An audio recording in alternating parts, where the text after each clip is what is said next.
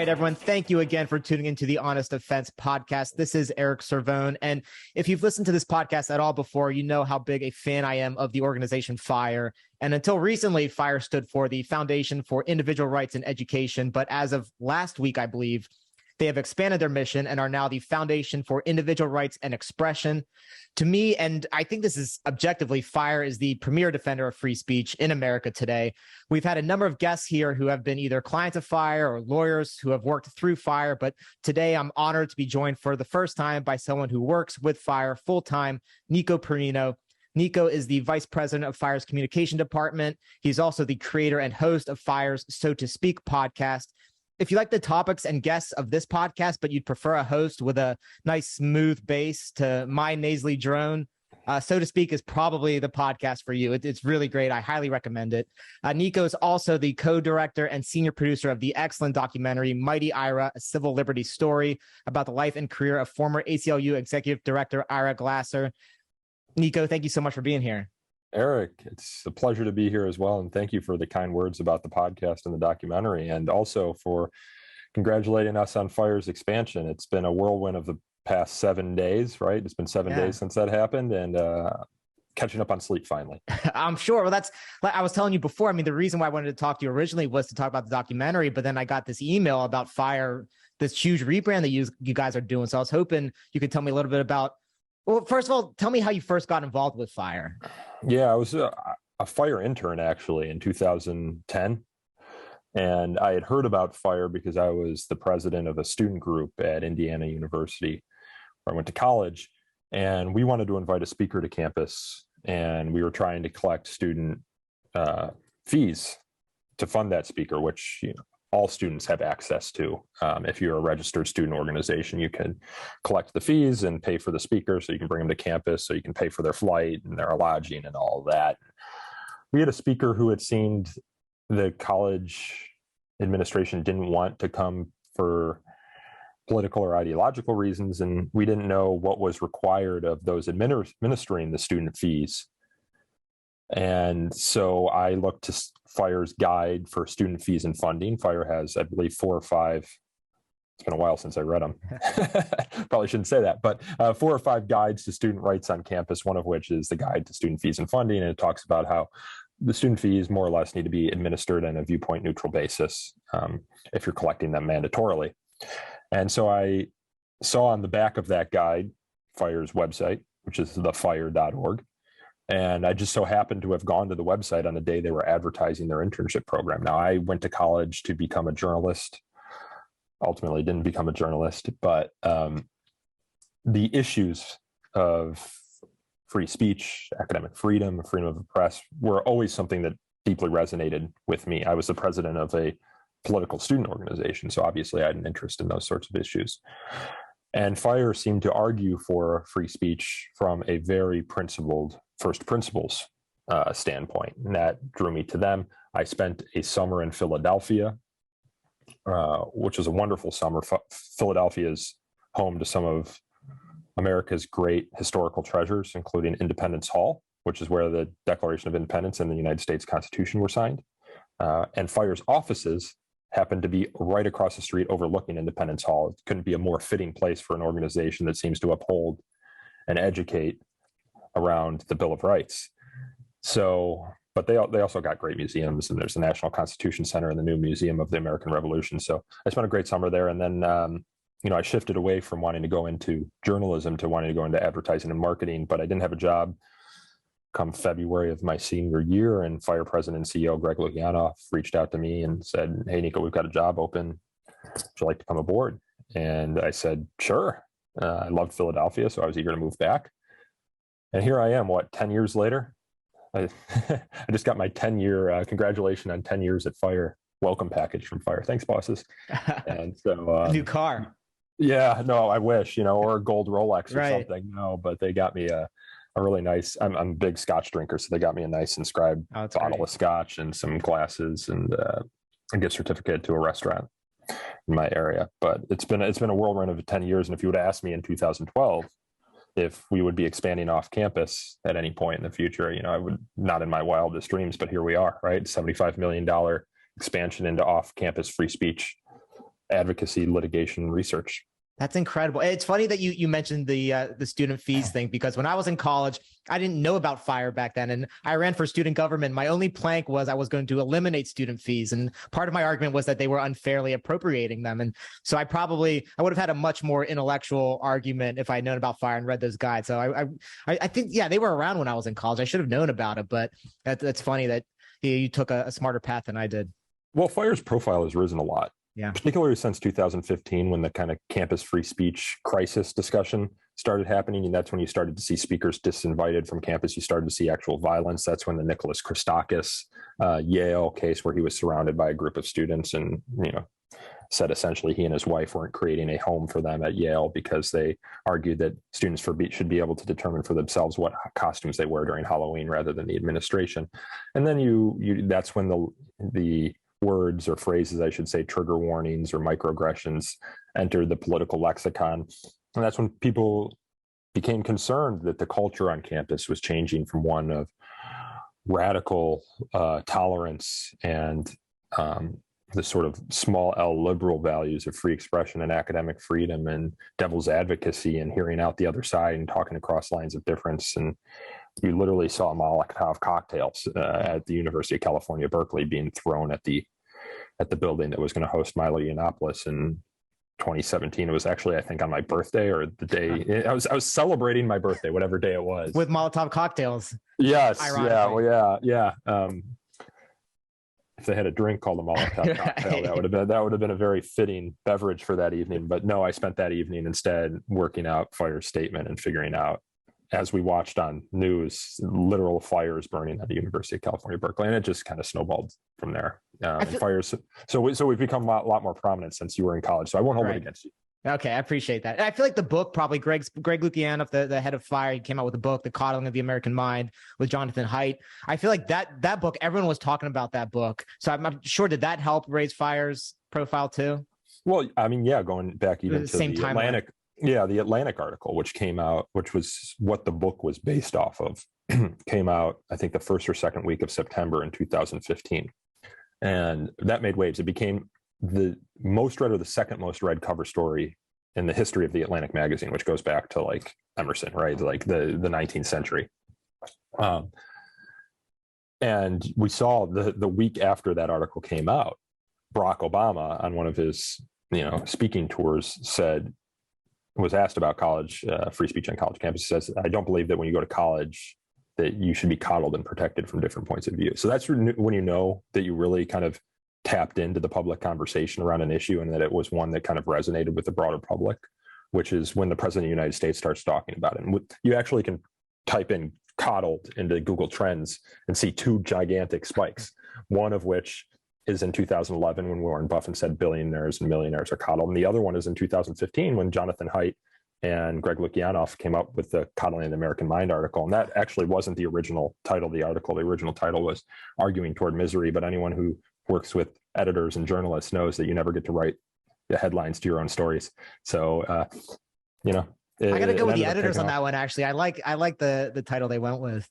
Yeah, well, Greg and Jonathan would agree. And I think they actually even said so in the introduction to the Coddling, that it was a better title. And the editors usually come up with better titles, but they didn't really want to say that college students were coddled, because what they're talking about in the book was something that was being done to college students, right. But in a certain sense, I also kind of disagree with that. I think to a certain extent, students are now asking for censorship or asking to be protected from different points of view in a way that they weren't when I first started at FIRE in 2012. It's a new phenomenon, and how much of that is just the changing generation or the way that this current generation was raised. I'm relatively young. I'm 32 years old. And there seems to be a huge bright line between my generation and this current generation that you usually don't quite see from people so close in age. At least I don't think so. I've always said that there does seem to be like a bright, and I never like to be the person that, this younger generation, that they have get off my lawn, right? Exactly, right. But I mean, just statistically, it is true that going back to the original free speech movement of the 60s, it was always the younger generation that supported more free speech, and now you're seeing those numbers have completely inverse. So there is something different about this next generation, at least when it comes to the issue of free speech. Just statistically speaking, they're much less in support of free speech. And I agree with you that there's a bright line between someone who's, well, you and I are the same age, and then someone who's just a few years younger. You can tell that there is that generational gap. That it's very easy to find where that dividing line is. And it is just people who are a few years younger than us that seem to have a completely different view of this. Well, I've always thought that young people have a natural instinct toward rebellion. I had it growing up. You wouldn't know it by looking at me today. I wear a suit to work. I have my hair short. But when I was 14 years old, I wore Metallica Ride the Lightning t-shirts. I remember getting pulled into the principal's office because I'd wear, this was during the new metal age, you might remember from the new, so like people were wearing baggy pants often with like their boxer shorts showing like below their butt. And I had like this wallet chain, and my parents were worried about me, but I was like, they belonged to a country club. So I was like, I'm not going to be a country club guy, right. I'm just good. So there's this natural instinct toward rebellion. And that's something you're seeing throughout history. And it's often driven a lot of the free speech movements, right? When University of California, Berkeley, free speech movement began, it was a rebellion against some of the in loco parentis demands made by that administration. And, you see it also with the Parents Music Resource Council, PMRC, and their hearings on heavy metal artists back in the 80s, we're not going to, Dee Snider from Twisted Sister was on that panel because his song "We're Not Going to Take It," which is about youthful rebellion, was seen as manipulating the minds of children. I've always talked about, and so I do think there's that like innate desire to rebel, and I've always talked with my comms team about like if we make the free value of free speech sort of like a punk rock value, it's like we're not going to take it. Free speech is your ability to be who you are and to speak your mind and express your individuality, which is almost necessarily going to be in rebellion in a certain sense against the powers that be. Then we might be able to win. But then you see some of the trends happening where the younger people know they like. It's almost as if they want a sense of security or safety that my generation didn't, or at least I didn't, right? And this could be old man Nico Perrino again telling kids to get off his lawn. I mean, very much so. It could be, and maybe this is the instinct that Mario Savio was warning against when he says never trust anyone over 30. And now I'm 2 years past that. Right.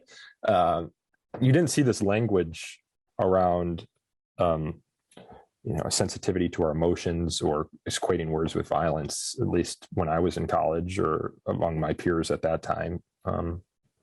We have this idea at FIRE called the strong student model. It's the idea that students aren't too weak to live with freedom. This is like a founding ethos of FIRE. It's like administrators don't need to coddle their students because they're not too weak to live with freedom. But now you have some saying, yes, I am too weak to live with freedom. Yes, please protect me from these hurtful or offensive words or ideas. It is like there is an inherent rebellion that you do expect kids to have. I remember my first ever run-in with free speech was I grew up in Pennsylvania and we took a field trip, I think in like sixth grade, to Amish country. And there's a town in Amish country called Intercourse.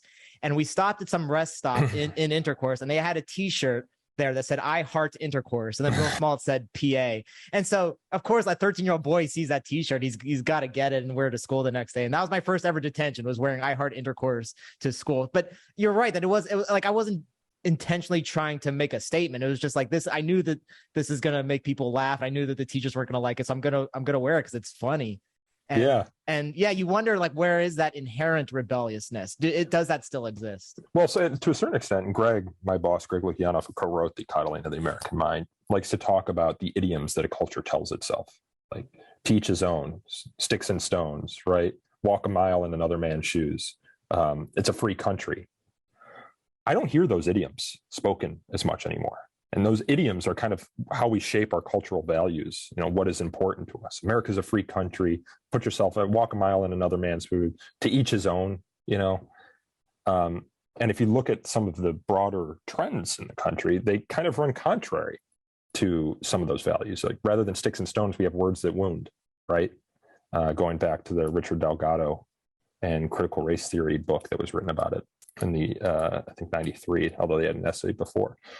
It's a free country, to each his own. Now we're saying everyone else's own is my own as well. And, so I think there's something to that point that Greg makes about the cultural idioms and how they might portend something about the broader society. So why is FIRE choosing now to expand beyond campuses to the broader society? That up till this point, I don't know if we said this, but FIRE has focused exclusively on what's going on mostly college campuses. I don't know if you guys have also done high school, but it's mostly been college campuses for FIRE. Our casework's just on college campuses. Okay. Yeah, we have curriculum programs that we give to teachers in the K through 12 environment. We pretty much just do education in the K through 12 environment. Okay. But our casework is in higher ed. So, but why are you choosing now to expand? How did that come about? Well, for a number of reasons. One is what happens on campus doesn't stay on campus, and what happens off campus doesn't stay off campus. And there's been this kind of intercourse between the two communities, or between campus community and the broader society, that there's only so much when our mission is so narrow that we can control. And we've also really, I feel like our programs have matured to a place on campus where they can stand on their own, and now we want to add more programs so that we can be what America will determine to be, hopefully, the premier free speech organization in America. When you think about free speech in America, and you think about the controversy surrounding free speech in America, there is no single organization or individual in my mind who is always there on the controversies, who is always rallying supporters. And that's not just legal issues, but also cultural issues. Like when Netflix decided that it wasn't going to take down Dave Chappelle's episode after pushback, how nice would it have been for there to be a free speech organization standing up alongside Netflix, advocating for artistic expression, right? Running ads on television, so that Ted Sarandos, who's the co-CEO over there and has been the kind of the spokesperson on this issue, doesn't feel alone, right? Yeah. Only hearing from one side. To a certain extent, a movement can only be galvanized if there's an institution or individual around which it can rally. And so, and you saw this with the immigration debate in Donald Trump, right? Who would have known that immigration was an issue that motivated people as much as it did in 2015, 2016, right? I remember those times. I don't remember that being a top line conversation until Donald Trump came around and made it his issue. And then you saw the groundswell of support, right? Well, one of the things that we had seen in our polling, we have a research department, we conduct a lot of public opinion research, is that there's a groundswell of support for free expression in this country. If you ask Americans what their most valued and precious right is, they say freedom of speech. You ask them if they oppose cancel culture, they do. But there's no institution or organization who's very vocal and devoted solely to free expression that they can rally around. So that's why we decided to expand. One, because you just can't keep campus separate from the rest of the world. And two, we saw a need for an organization around which free speech advocates could rally. And this is a big, ambitious project. $75 million. We're spending $10 million just this year alone on advertising. If you watch CNN, MSNBC, Fox News, you'll see our ads out there. I think we got 25 million that we're going to spend on advertising next year. And that's deliberate and purposeful. It's so that we can level up quickly, so that we can generate the cases, right? So that people whose rights are violated know to come to us. So we can get the talent that we need in order to fill the 15 open positions that we have in order to do this work well. And it's so that we can get the $75 million in donations. We've raised 28.5, but we need more money in order for this to work. Now we're taking it on a hope and a prayer based on the early fundraising that we've done that we can get it. But that's a hope and a prayer, right? So if you have free speech advocates listening to this that want to get involved, become a FIRE member. Right now, we're giving away T-shirts to new $25 donors. There's a lot programmatically that we need to figure out, right? Like there's a lot more issues happening off campus that we need to figure out our positions on and figure out and build campaigns around. So that's what this hiring spree is going to help with. So you're not going to see us out there commenting and taking action on these issues in the way that we hope to be in like 6 months from now. Right now, we're leveling up, and the announcement is an effort to get what we need in the door so that we can level up. I love that. And it's been effective. I've had multiple people who know I'm a supporter of FIRE said, oh, I saw them run an advertisement the other day. And that's all new. I've not heard people talk about FIRE the way they have, even again, just in the last couple of weeks. It's really been interesting. seeing this deliberate action you guys are taking to expand your footstep, and it is working. And what I love what you said about standing behind Netflix and having an organization that will stand up for something like that, because, and this kind of speaks to your documentary as well. You, in the 60s, 70s, 80s, you had these big figures like Ira Glasser, like the ACLU, like George Carlin, who kind of all were behind this idea of free speech. And so it felt like there was these centralizing figures and organizations that people could get behind, that were cool, that were part of the culture. That was that you had this intellectual defense and this cultural defense of free speech. And today, you're right that you don't have that. You have, when the Netflix decision came out to stand behind Dave Chappelle, I saw individual, especially comics, came out and supported the decision, but they're just individuals. They have their own individual fan bases. But to have one organization like FIRE that can galvanize people and kind of bring all of these disparate groups together that believe in this one principle, I think that's such a huge need right now in the market of ideas and of culture and of policy. It's so cool that's what you guys are planning. I'm excited. Well, I mean, that's the hope, right? And I've also been heartened by the response thus far. It's, I think, been more positive. When you do this sort of work, you expect the backlash, right? There was, I think, a week in March or something where one of our former interns, Emma Camp, wrote an op-ed in the New York Times that was, and no offense to Emma, it was milquetoast, but said something that's been said 1,000 times since I started at FIRE, where there's not enough viewpoint diversity on campus, that there are threats to free speech.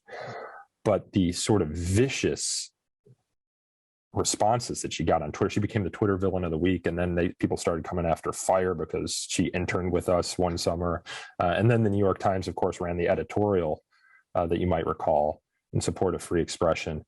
And then everyone started going after the New York Times. So, if that's at least the New York Times readership and Twitter's response to free speech advocacy, we had no idea what we were going to get when we announced that we wanted to become the nation's premier free speech organization, and that we were going to advocate for free speech unapologetically. Now, that word's important to us because too often you hear other people or organizations sort of gesture towards other values or genuflect before other values before they issue a full-throated defense of free speech, which can almost necessarily isn't going to be full-throated because they've sort of apologized for it first. We don't do that. I mean, FIRE's, because we are narrowly focused on the issue solely of free expression, we don't need to genuflect before other values. We see freedom of speech as a fundamental human right. It is the ability to be who you are and to speak your mind. As Cardozo said, the Supreme Court justice, it is the indispensable matrix, the indispensable condition of nearly every other form of freedom. That's nothing you need to apologize for. Now, tactically, that might make sense in certain context, but as a matter of standard practice, to apologize before defending free speech, I feel like cuts out the knees from the value, and that's not something we have much interest in doing here at FIRE. So that's one way in which our brand will be somewhat different. But I love, I love talking to you because you talk to people from some organizations and I get the sense that, especially when I talk to think tank people, they just don't seem to understand what's actually going on. And you're even predicting my questions because there are you see so many defenses of free speech that they'll say, well, I don't agree with this, but, and like you said, it cuts the FIRE teeth doesn't out. say that. Yeah, that's what never. I love. That's what I love because you're right that it cuts the teeth out of the defense. It's irrelevant whether or not I agree with what's being said. I'm supporting the fact that this person can say that, and that's what free speech is. It has nothing to do with agreeing or disagreeing. You can agree or disagree. That's perfect. I have no problem. No matter how strongly I agree or disagree with it, I have no problem with you agreeing or disagreeing with it. The point is, this needs to be allowed to be said, and that's the only argument I'm making. Yeah, and that's the only question that we ask with regard to the speech that we defend is it protected? What? Either by law or either by what we think the law should be. Because sometimes the law, for example, when the ACLU was founded in 1920, the law was not good on freedom of expression, but they had their vision of what the First Amendment should be in America, and they knew the arc of justice was long. It was the arc of history was long, but it bent toward justice, and they eventually achieved that. So a certain extent, FIRE has a place that we want the law to always be in. But that's the threshold question is, do we think it should be a protected speech? And if the answer is yes, then we issue a full-throated defense of it. What role does FIRE take, or do you see yourself taking going forward when it comes to online speech? Because so much of the debate now around free speech isn't about the government allowing it or disallowing, at least in the United States. It's about these platforms. It's about Facebook and Twitter. It's what they're allowing and not allowing. So, it's outside of the law. It's outside the purview of the First Amendment, because they are private actors. But the defense you hear from other, libertarian type organizations is just, well, they're private companies, so they can do what they want on their platform. And that's just, that answer to most people is not appealing. It's not satisfactory that these giant companies that control so much of the speech now, or at least control where the speech is happening, can just do whatever they want. What's FIRE's position on that? Yeah, well, it's not satisfying to them because that's where they express themselves most often, right? And if those platforms are censoring, they don't feel like they have free expression in this country. Now, FIRE's main litigation concern will be suing the government. These aren't government actors, right? So they aren't necessarily going to be the targets of our litigation. But FIRE, in addition to litigating, is going to advocate for free expression values in the court of public opinion and argue for what our president, Greg Lukianoff, has called free speech culture. It's a culture of free expression in America where we feel like we can talk across lines of difference, where we feel like we can speak out, that we can challenge, or that we can dissent. Now, social media. I was on the record, and New York Post ran a cover story about how YouTube took down one of its interviews with one of the people who stormed the Capitol on January 6th.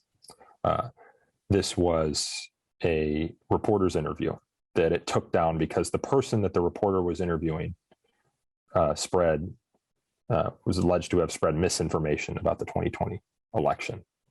Now think about that for a second. In America, a journalist interviewing someone has their journalism taken down because that source said something that was wrong or potentially untruthful. Now, the New York Post, because it ran the cover story, ended up getting their interview put back up. But we went on the record and saying that's a journalist or a historian's worst nightmare. This January 6th was one of the most momentous events in recent American history. It's something that is going to be written about for centuries. It's something that we are literally holding hearings on in Congress right now. The fact that a primary source document or interview relating to it was taken down from YouTube, memory hold. Even though YouTube has the right to do it, is a private company. Should they? Absolutely not. Absolutely not. That's like saying that we should take down an NPR interview because the radio host interviewed someone who said something that would offended us or that might have been wrong. So the whole misinformation, disinformation thing can be worrisome, right? We saw that a little bit with the New York Post too, and the Hunter Biden laptop story when that was taken down, and then the New York Times followed up and said no, the reporting originally that the New York Post did was right. And then you saw it a little bit too with the lab leak theory, right? You had all these posts arguing that the lab leak COVID-19 theory was a valid theory. You had those getting taken down from social media, and then not even a year later, President Joe Biden orders his intelligence agencies to investigate the theory. And I think WHO said just last week that it needed more investigation. I'm not taking an opinion on any of these. I'm really saying these are open questions for debate, right? And you have social media platforms taking them down. Now, Greg, when Elon Musk announced that he was going to buy Twitter, and I'm skeptical that that's going to happen at this point. I was kind of skeptical from the beginning.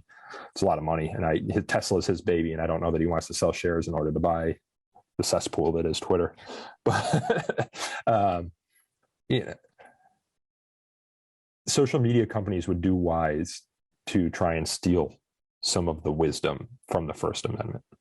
Now, do they need to allow for crush videos, which are protected by the First Amendment, or hardcore pornography on their platform? Probably not.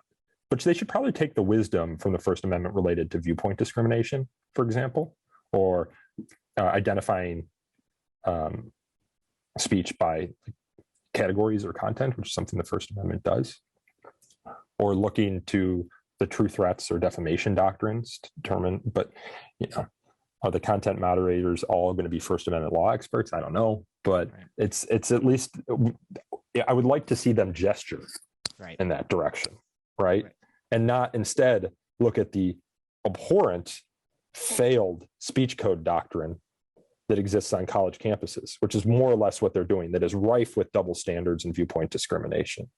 But if you read an article written by Jeffrey Rosen, who is the president of the National Constitution Center, he wrote for The Nation back in 2011 called The Delete Squad, that's where Facebook's first content moderation policies came from. It came from Stanford's speech codes, because that's where the guy who ran the department came from. He's like, let me just look at my college and university administration's speech codes. And I mean, look at where those have put us on college campuses. So, right. We advocate for a culture of free expression where we shouldn't be shutting down the debating of ideas, where we need to be skeptical of having some sort of authority figure determining when a debate is over. But, our first and primary litigation targets will be government censorship. It's funny when you mentioned the Hunter Biden laptop story, and when that story first broke, I actually had Harvard law professor Lawrence Lessig on the podcast. We were talking about something unrelated, but he brought up this story because it was in the news, and he said, yeah, it's perfectly okay for Twitter to be taking this story down because Twitter's acting as an editor on their platform, and so that's fine that they remove this. And I would love to have him back on to see if he's changed his opinion now that it's come out that there's actually a little bit more truth to that story than we originally thought. But you're right that it does. Elon, he tweeted at some point that if he took over Twitter, the rule would be anything that's legal under the First Amendment would be okay on Twitter. And you're right. It's like, yeah, you might want something a little more nuanced than that, because you probably don't want these crush videos. Even like spam has some gray area legally. Like you don't want people just be spamming on Twitter all the time. Or beheading videos. Right. I think that videos of the atrocities that are committed across the world provide valuable insight in almost a visceral way to what's happening and to some of the horrors that are experienced across the world. And I think it's essential that journalists kind of provide this information. We've had a lot of debates about this sort of thing over the years, like how much do you show, right? But at the same time, some people might not want, there's been articles written about content moderation for YouTube and how much, how demoralizing that enterprise can be for some of these people, and also depressing it can be, because they're often like taking down beheading videos. Now, I can understand a platform to a certain extent not wanting that content on the platform because it just doesn't create the sort of environment. But at the same time, it's like when it comes to political discussion and debate of political issues, and that could be a political issue in a certain sense, but it's like the viewpoint discriminatory way in which some of these platforms enforce their policies not only limits public debate and discussion about important, timely issues like COVID-19 or the 2020 election, but also has the effect of making people feel as though they don't have free expression in the world, or that our institutions in this country are not fair, which even if that perception is untrue, the mere perception that that's the case has a way of damaging the culture. So transparency is important. Transparency is one way to ensure a sense of fairness.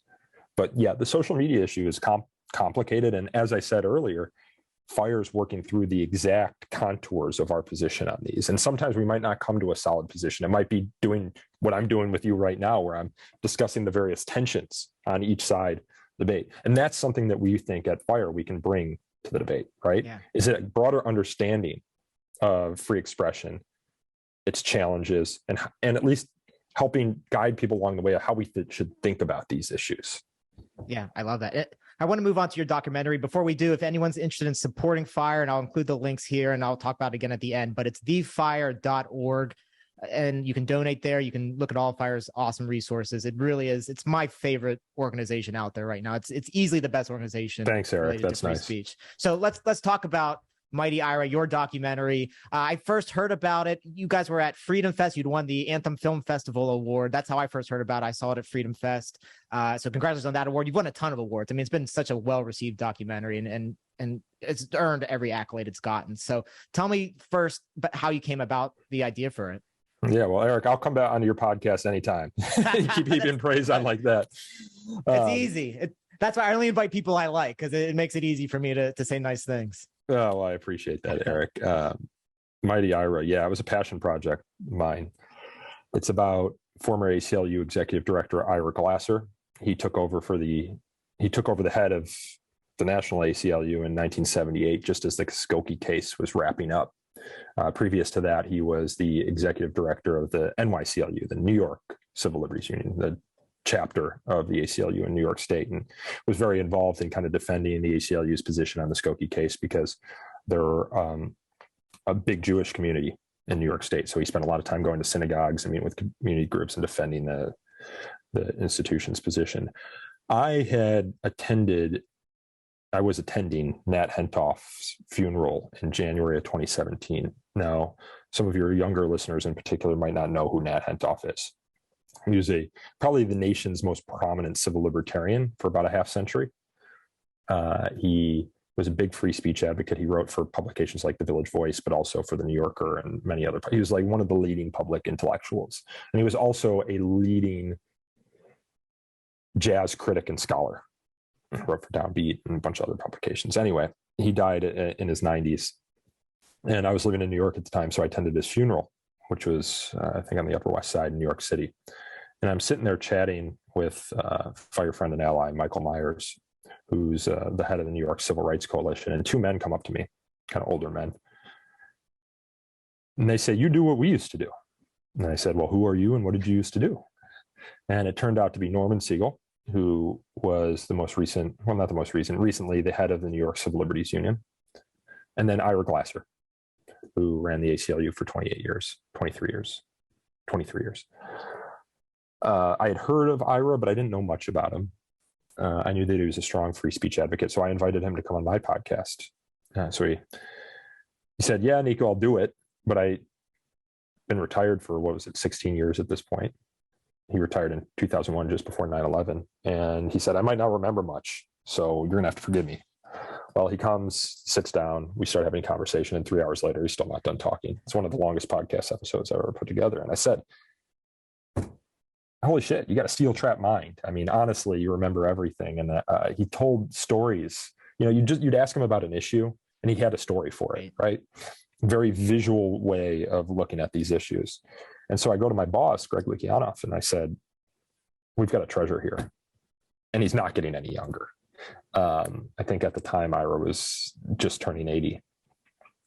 And so I said, "I'd like to make a documentary about him," because it was these stories that you told were very visual. And again, to his everlasting credit, Greg's, he gave me the green light to do it, and we invested a lot of money in doing it. But then I had to go out and make the documentary, and I had no experience making documentaries. I had no idea how to do it, and I didn't have a team to do it. So there were a lot of sleepless nights, a lot of stress trying to figure it all out, a lot of research, and thankfully I had Fire's staff videographers, Aaron Reese and Chris Maltby, to help.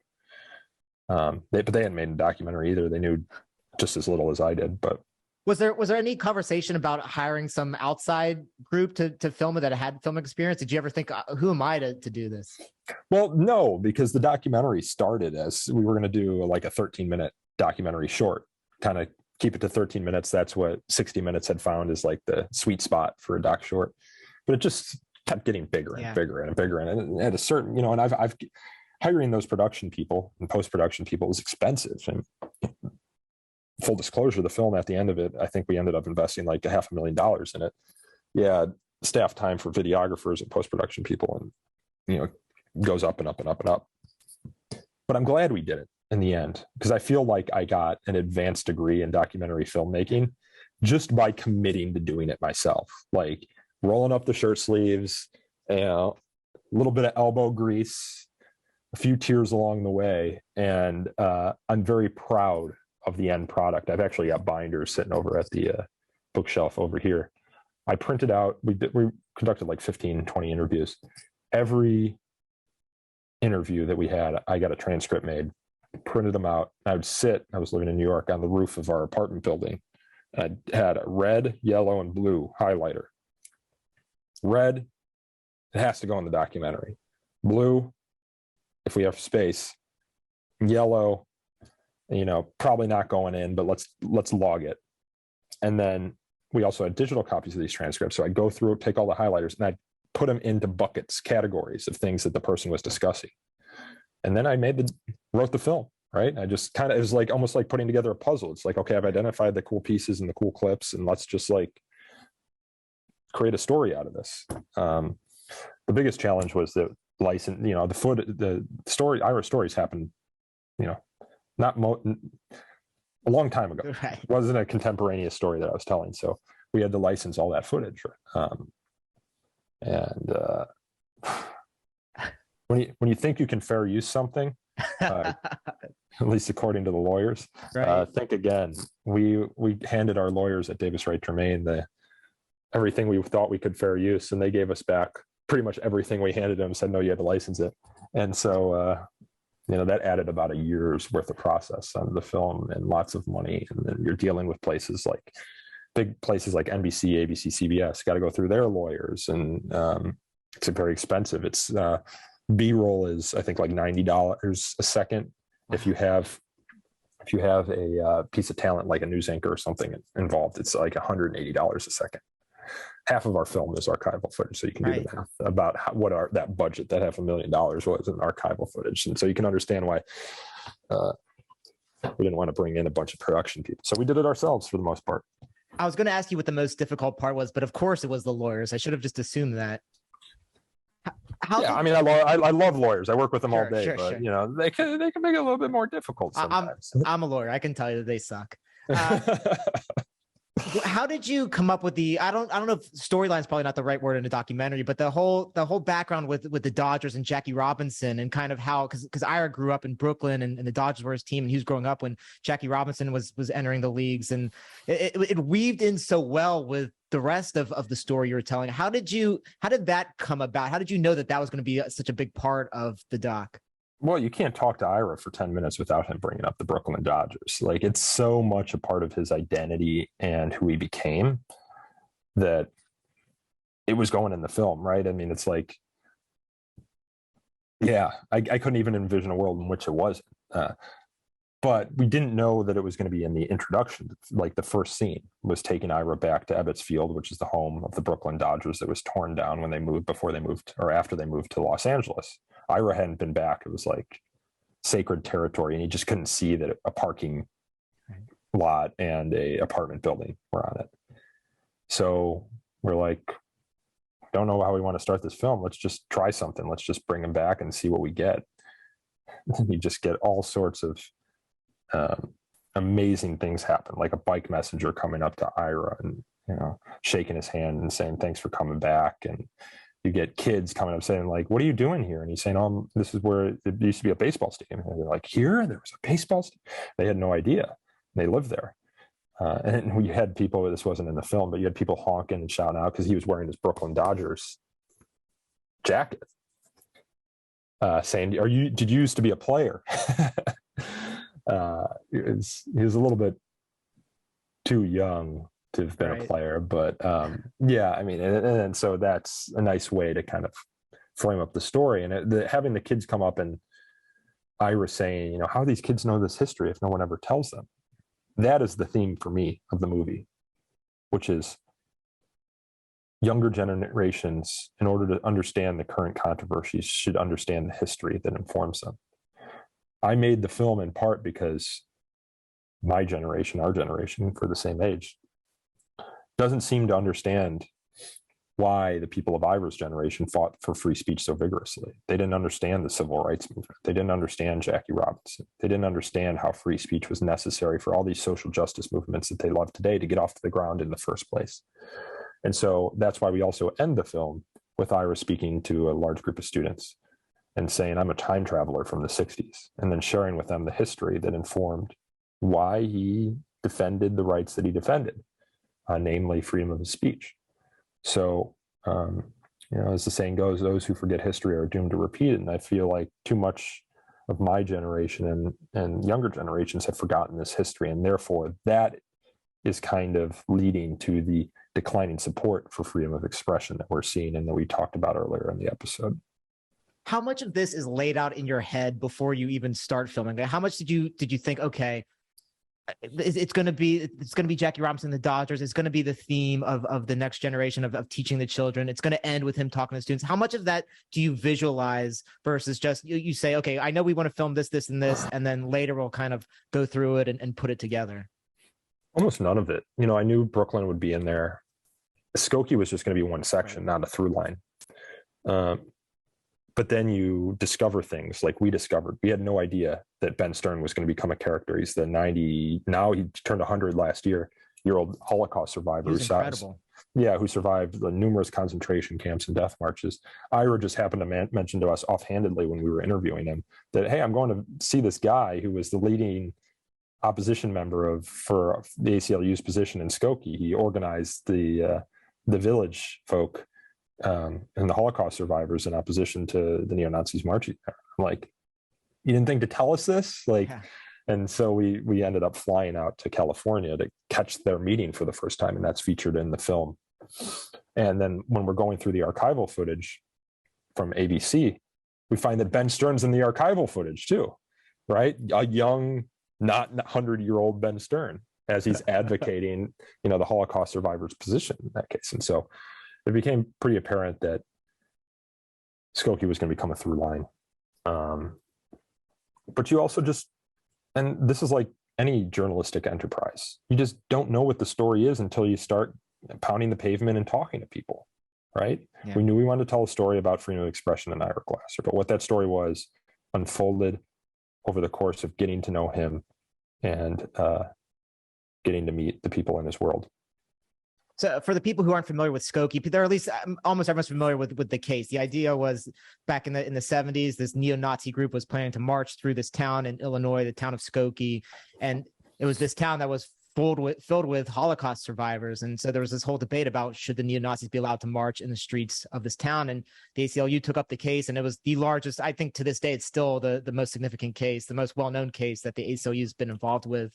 And like you said, Ira took over. He was involved in the ACLU during the case, but he took over. He was the head of the ACLU in kind of the aftermath of this case. And yeah, it was still ongoing. There were 3 different court cases involving Skokie, and he took over. Well, at least one of those was still ongoing. But yeah, there was fallout, and he was the one who took over and kind of managed the fallout. But he was intimately involved in kind of strategy, for example, the ACLU and NYCLU was the largest chapter of the national ACLU, and so he was the executive director and led that and was very involved. And what was interesting is he said that Skokie wasn't tough from a legal standpoint. He said it was almost a slam dunk from a legal standpoint. We knew that we were within the First Amendment to allow this, but he said the battle was really in public opinion, because obviously no one wants to see Nazis marching through their town, and so the whole country was really up in arms about this. Does he feel like, I don't know if I got this sense from the doc, does he feel like they won in that court of public opinion ultimately? That's a good question. I never really asked him to reflect on that. And that would have been a good question to ask. It's like, and I think, and if I know Ira well, which I do, I think he would say in the long arc of history they have, right? Now it's held up as kind of the paradigmatic example of what it means to defend speech in the most difficult situations for the most repugnant speakers. But in the short term, no. It presented challenges from them. I think Ira likes to say that the challenges are a little bit overblown.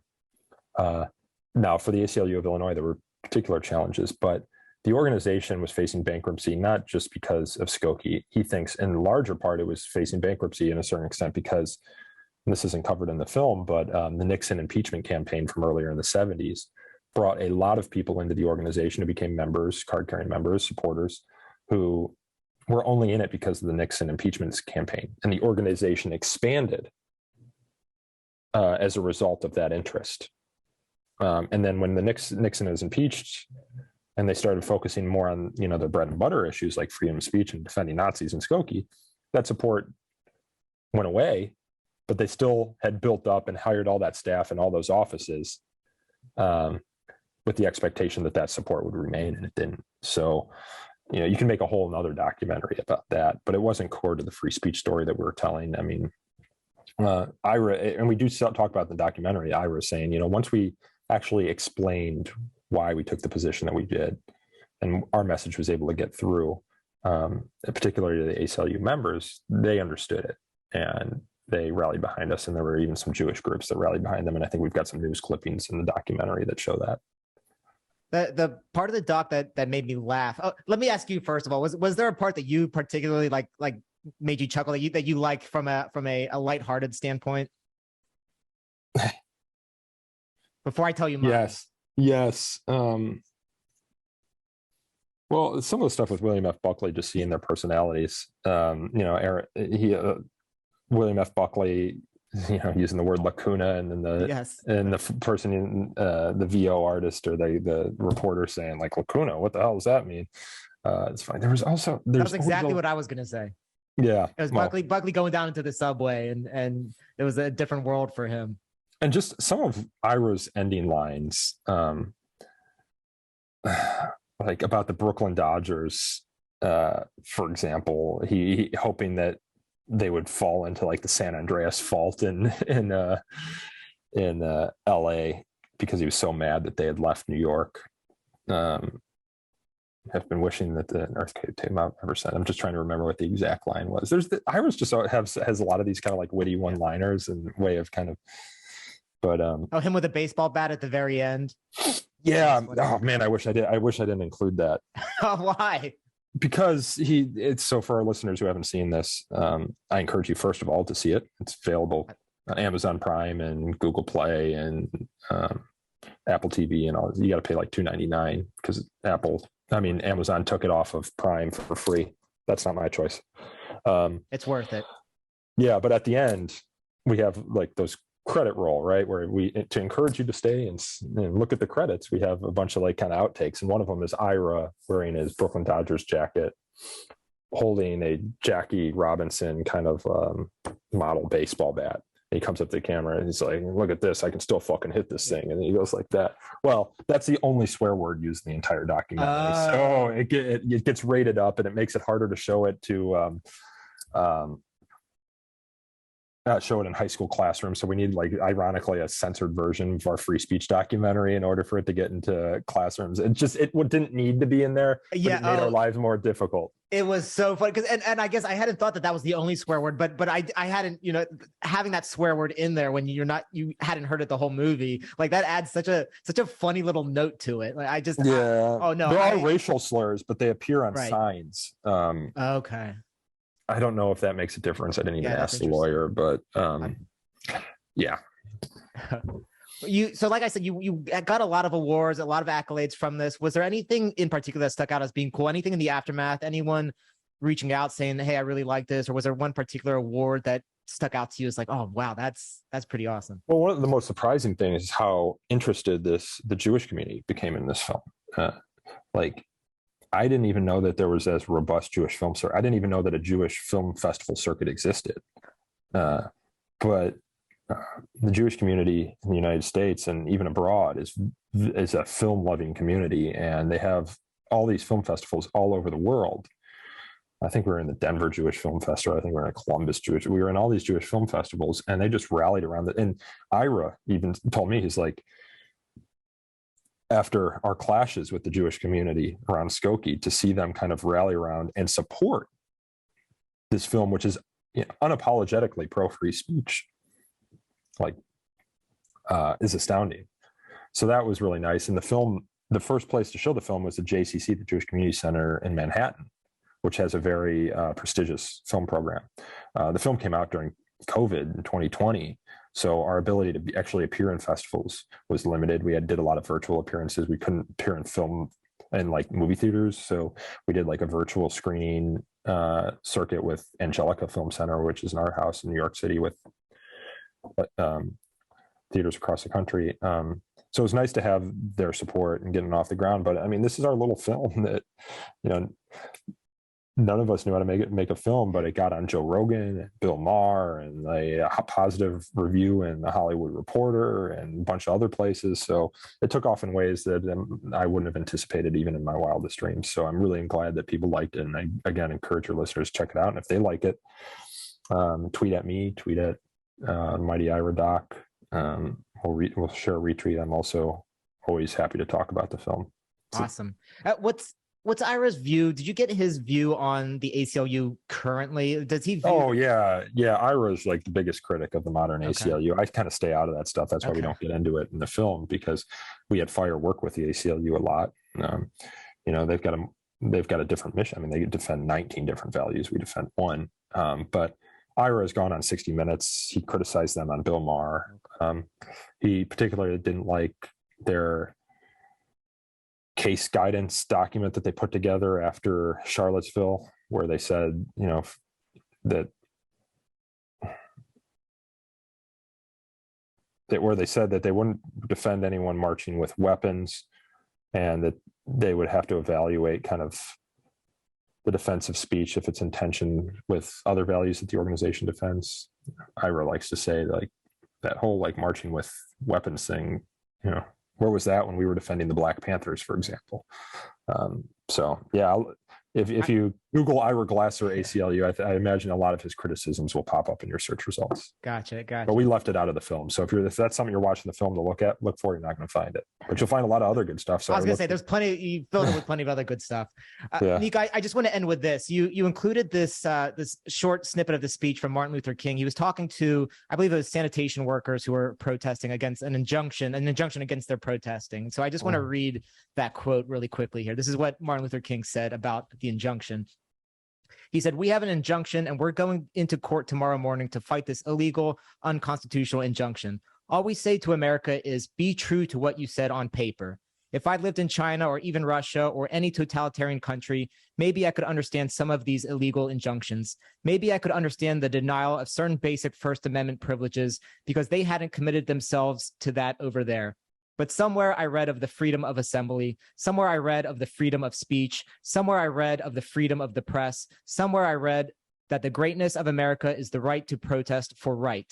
And so just as I say, we aren't going to let dogs or water hoses turn us around. We aren't going to let any injunction turn us around. We are going on." Nico Perrino, fire.org, Mighty Ira documentary. It's on Amazon. It's on iTunes. It's worth the $2.99 you have to pay for it. Anywhere else you want to direct people? No, I'll just clarifying the URL. It's thefire.org. I've been spending a lot of time trying to buy fire.org off of the firefighter guy who owns it. But he's not interested in selling. But yeah, it's thefire.org. Check out the documentary. Subscribe to my podcast if you're interested in hearing more from me. And Eric, I just appreciate all your great questions and the very interesting, fun conversation.